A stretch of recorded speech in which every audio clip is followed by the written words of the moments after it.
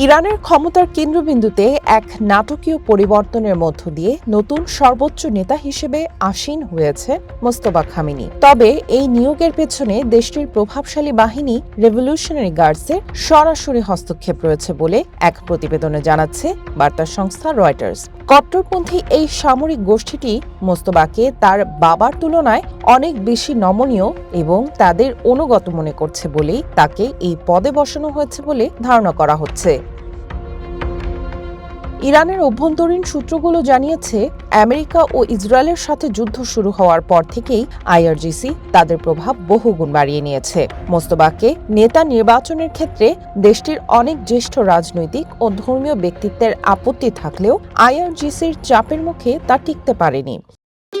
ভবিষ্যৎ হোক নিরাপদ, বিনিয়োগ হোক বিশ্বস্ত, আর আমার পছন্দ সল্ট বে। ওয়েলকাম টু সল্ট বে। এই বিরোধের কারণেই মূলত নিয়োগের আনুষ্ঠানিক ঘোষণা আসতে কয়েক ঘণ্টা দেরি হয়। গত ২৮ ফেব্রুয়ারি মোস্তফার বাবা আয়াতুল্লাহ আলী খামেনি নিহত হওয়ার পর থেকেই ক্ষমতার এই পালাবদল নিয়ে পর্দার আড়ালে উত্তেজনা চলছিল বলে রয়টার্সকে জানায় সূত্রগুলো। মোস্তফা খামেনি কয়েক দশক ধরে পর্দার আড়ালে তার বাবার দপ্তর সামলিয়েছেন। সাধারণ ইরানিদের কাছে তিনি এখনও এক রহস্যময় চরিত্র। সর্বোচ্চ নেতা হিসেবে নিয়োগের ৩ দিন পেরোলেও চলমান যুদ্ধ বা দেশের পরিস্থিতি নিয়ে তিনি এখনও কোনো আনুষ্ঠানিক ভাষণ বা বিবৃতি দেননি।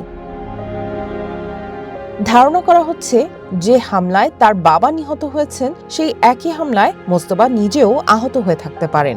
দেশটির রাষ্ট্রীয় টেলিভিশনের এক উপস্থাপক তাকে জানবাজ বা আহত যোদ্ধা হিসেবে বর্ণনা করায় এই গুঞ্জন আরও জোরালো হয়েছে। নিরাপত্তার শঙ্কা এবং শারীরিক অসুস্থতায় তার এই দীর্ঘ নীরবতার কারণ হতে পারে বলে মনে করছেন অনেকে। বিশ্লেষকদের আশঙ্কা, মোস্তফাকে ইরানের সর্বোচ্চ নেতা নির্বাচনে আইআরজিসির হস্তক্ষেপ ইরানকে একটি কট্টর সামরিক রাষ্ট্রে পরিণত করতে পারে।